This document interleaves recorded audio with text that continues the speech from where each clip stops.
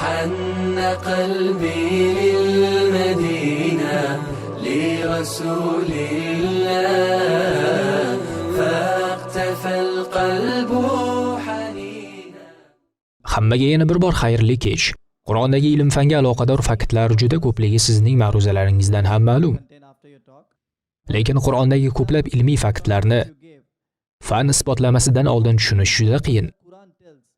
Ularni faqatgina ilm-fan isbotlagandan keyingina tushunishimiz mumkin. Masalan, siz Qur'onda asalning insonga shifo ekanligini aytgansiz. Bizga ilm-fandan ma'lumki, kimdir bir o'simlik bilan zaharlansa, davo uchun o'sha o'simlikning asali olinishi kerak.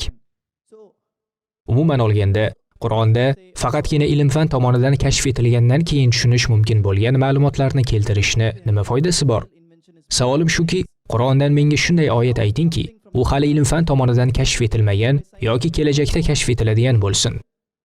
Do'stimiz juda yaxshi savol berdilar. Aytishlaricha, men aytib o'tgan Qur'ondagi ilm-fanga oid faktlarning ko'pi allaqachon isbotlab bo'lingan ekan va agar Qur'on nimadir haqida aytsa-yu, uni keyin ilm-fan isbotlasa bundan qanday foyda? Hali ilm-fan kashf etmagan nimanidir ayta olasizmi demoqdalar.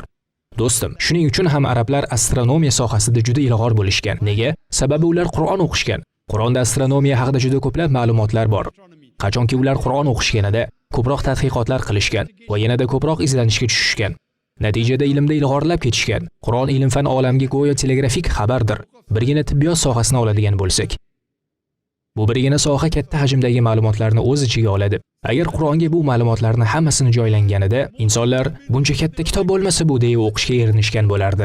Agar Alloh taolo barcha narsalarni to'liq tafsiloti bilan bayon qilganida, ehtimol Qur'on minglarcha ulkan binolarga ham sig'magan bo'lardi. Qur'on go'yo telegrafik xabardir. Ko'plab musulmonlar Qur'onga amal qilib ilm-fanda ilg'orlab ketishgan. Agar tarixga qarasangiz, musulmonlar fan va texnologiyada ancha peshqadam bo'lishganini ko'rasiz. Lekin sizning savolingiz tarix haqida emas, bugundan so'rayapsiz. Men aytgan faktlarim ko'plari allaqachon kashf etib bo'lingan. Ko'plari musulmonlar tomonidan, ba'zilari yevropaliklar tomonidan ham kashf qilingan. Biroq siz esa fan hali kashf etmagan narsalar haqida so'radingiz. Avval sizga fan hali qat'iy asos bilan isbotlanmagan, lekin ehtimoli yuqori bo'lgan Qur'onda ishora qilingan va men bunga ishonadigan ma'lumotlarni aytaman. Masalan, Qur'oni Karimning Shuro surasi 29-oyatida u zotning oyat belgilaridan osmonlar va yerning yaratilishi va ularda turli jonivorlarning taratib qo'yishidir deyiladi. Demak, Qur'on aytmoqdaki, yerdan tashqarida ham hayot bor. Bugungi ilm-fan hali buni isbotlay olmadi. Olimlar faqat katta ehtimol bilan hayot bor deyishmoqda. Ular sun'iy yo'ldoshlar, raketalar uchirib, Oy, Marsni tadqiq qilishmoqda. Qur'on yerdan tashqari hayot bor dedimi? Bunga ishonaman. Ilm-fan buni balki ertaga yoki 10, 20, boringani 100 yildan keyin kashf etar. Ammo Qur'on shunday dedimi? Men bunga ishonaman.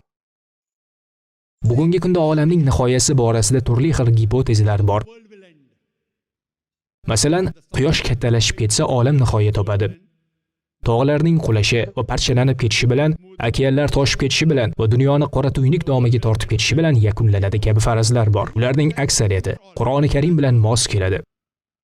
Qur'onning Qiyomat surasi 8-9-oyatlarida oy tutilsa va quyosh bilan oy jamlansa deyiladi. Shuningdek, Takvir surasi 1-3-oyatlarda vaqtiki quyosh buklanib o'ralsa va vaqtiki yulduzlar sochilib ketsa va vaqtiki tog'lar sayr qildirilsa deyiladi. Bundan tashqari yana Infitor surasi 1-3-oyatlarida ham vaqtiki osmon yorilsa va vaqtiki yulduzlar sochilib ketsa, bularga o'xshash ko'plab gipotezalar mavjud. Men esa Qur'onda aytilgani uchun bunga ishonaman. Shuningdek, yana Qur'oni Karimning Anbiyo surasi 104-oyatida avval qanday yaratgan bo'lsak, shunday holiga qaytaramiz deyiladi. Ilm-fan buni hali bila olmadi. Qur'on o'limdan keyingi hayot haqida aytadi. Ilm-fan esa buni hali bila olmadi.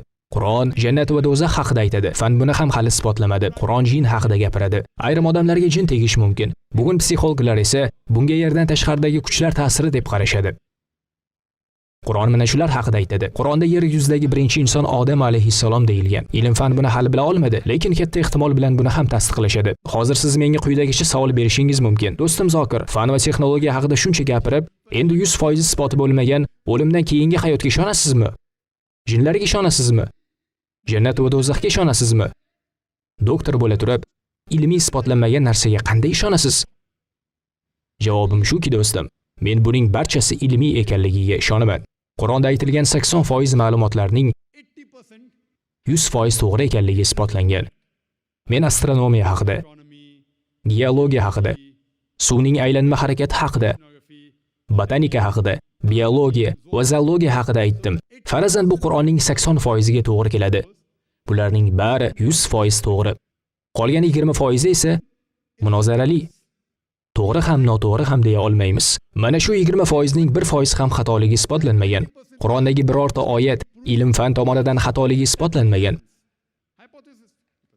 Mening mantiqimga ko'ra 80% qismi 100% to'g'ri bo'lsa va qolgan 20% dan 1% bo'lsa ham xatoligi isbotlanmagan bo'lsa, mantiqimga ko'ra, inshaalloh qolgan 20% ham to'g'ri bo'lib chiqadi. Bugun bo'lmasa ertaga 50 yildan keyin, balki 100 yildan keyindir. Allohu a'lam. Alloh bilguvchiroq. Umid qilamanki, savolingizga javob bera oldim.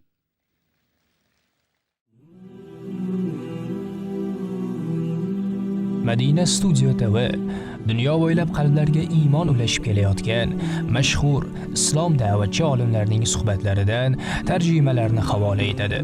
Marhamat, tomosha qiling, fikr yuriting, ulashing va obuna bo'ling. Madina Studio TV. Ilm ila iymon sari yo'l.